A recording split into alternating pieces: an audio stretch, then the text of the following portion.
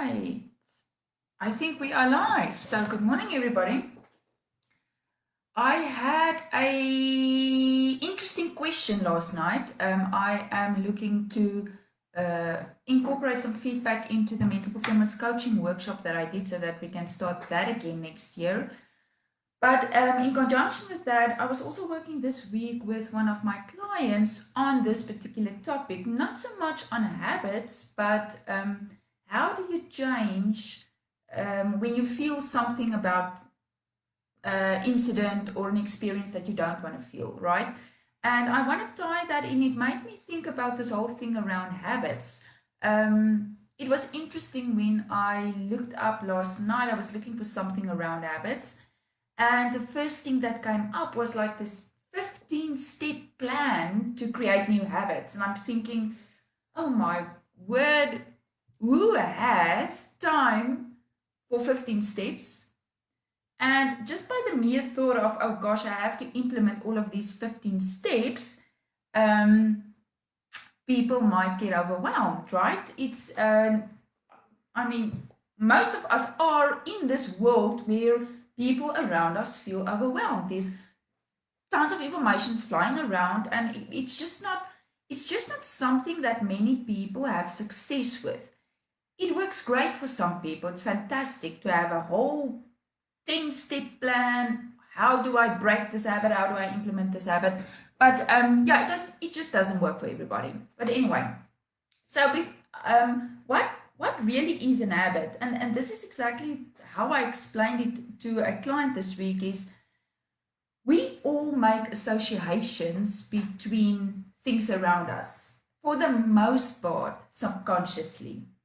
So if you think back to your grandmother baking bread in the kitchen, I can remember my grandmother coming from a farm environment when they went and moved to the city and we go and visit their school holidays. My grandmother, I think she got up at 4 o'clock every single morning, but by the time we wake up, let's say 6 o'clock, you could smell that aroma of bread going through that house. And she was baking cake, and she was just a baker, right? And you could smell that time of the morning going through the house. And it was just thinking about it brings back those memories of, oh, it feels like I am home, right? So we make these associations throughout our life, every single day, all the time, for the most part, unconsciously. If you think, about, let me give you another example. Let's say let's say somebody lost a dear friend. They are at a funeral, and people are passing by, giving her a hug, and let's say she lost a mother. Let's make it a close and everybody's hugging her, and unconsciously she is now associating those hugs from everybody with the grief that she's feeling. And then maybe 2 months from now, her husband gives her a hug and she is just overwhelmed by the feeling of grief. Now what happens? She is now trying to figure out, where does this negative feeling for my husband comes from? And it has nothing to do with that, because now what happens is we're trying to consciously trying to figure out, but where is this now coming from? And that's the thing with most of the habits that are being formed. Even if I go back to the example of the one where my grandmother was baking bread in the kitchen, um, people go back, and when they just love bread, I hear it all the time. My clients say, I cannot ditch the bread. I'm addicted to the bread. And it normally comes down to some sort of association that they've made.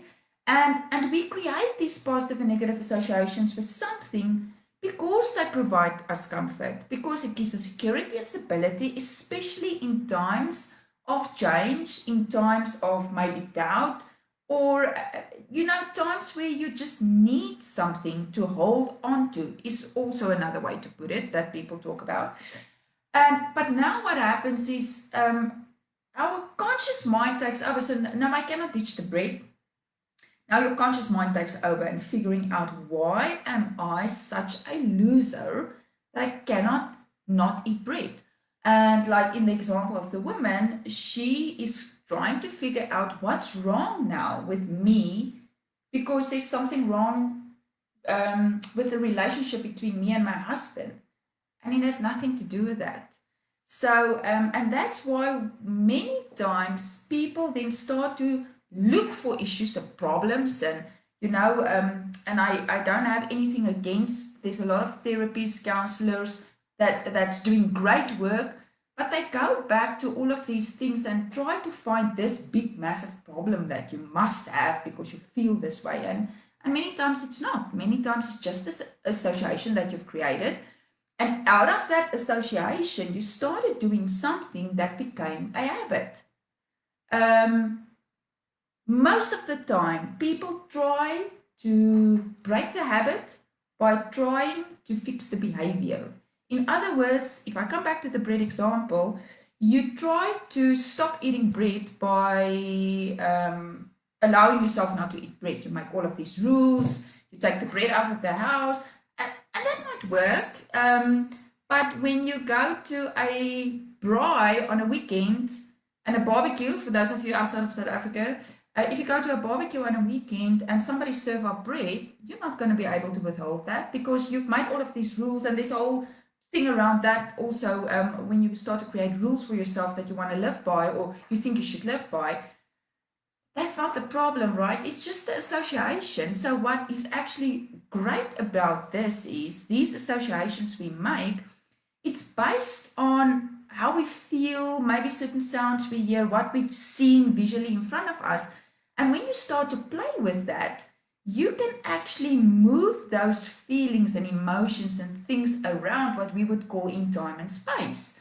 So if you had that feeling when you were small, let's go back to the bread example, the easiest one to use. In my case, I had that feeling of comfort when I was there and I smelled the bread. I knew I was with my grandmother. I knew it, the whole thing around the granddaughter relationship. Grandmothers are there to spoil, all of those things. So I had that association and connection with that, and it felt good, which is great. So now you take that feeling and you move, what we move it around in time. You move it to where you are in your life now, and you use that. So we often, with great results, use techniques with clients, again, especially clients that the athletes, where they want to feel a certain way in a certain scenario, so much so that it doesn't negatively impact their performance. So we can use these associations. If they are good, we can apply to other areas of your life.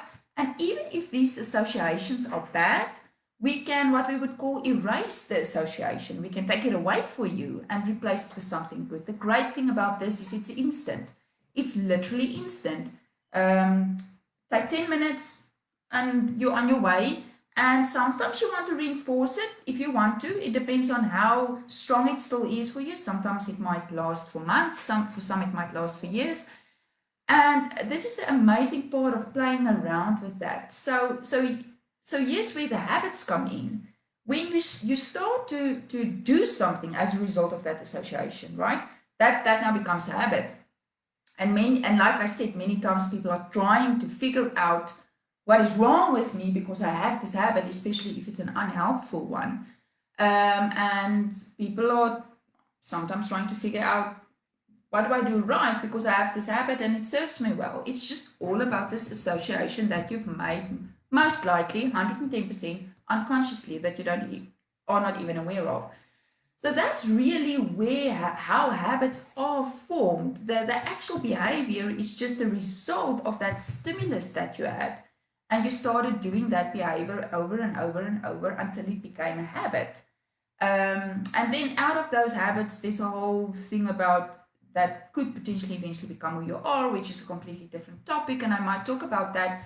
I might actually do a demo with some people, well, not a demo, but actually coach people in the group. If you are interested in getting that coaching, free coaching, we'll get together, and if there's something that you want to get rid of or something that you want to create more of, we can do that for you and in the group. So Peak Performance Habits is the group's name. So hop into the group, make sure you are there so that you don't miss it.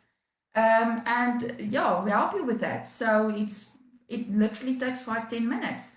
So yeah, I might think of doing that actually for the folks that jump on there. Then we can work on that live. But that's essentially what it is. Don't make it a huge big problem. We make life too complicated. It's really just about breaking that association.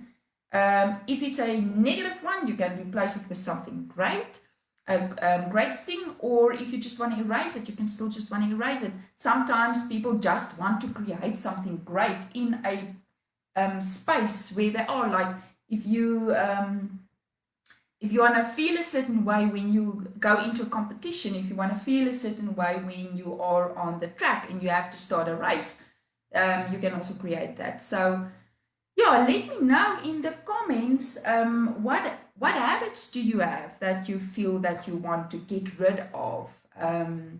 I can use that. It would be really helpful. I might use those examples in the group when we do the live session.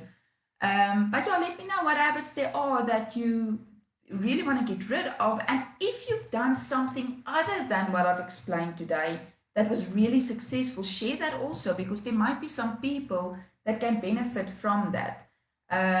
That's a great thing about all of the information out there. There's certain things that work for certain people, and there's certain things that work better for other people. You guys should have a fantastic weekend. I'm off. Have one client today, later today, but I'm off taking sort of a chill day out. So I'll see you guys again next week. Bye.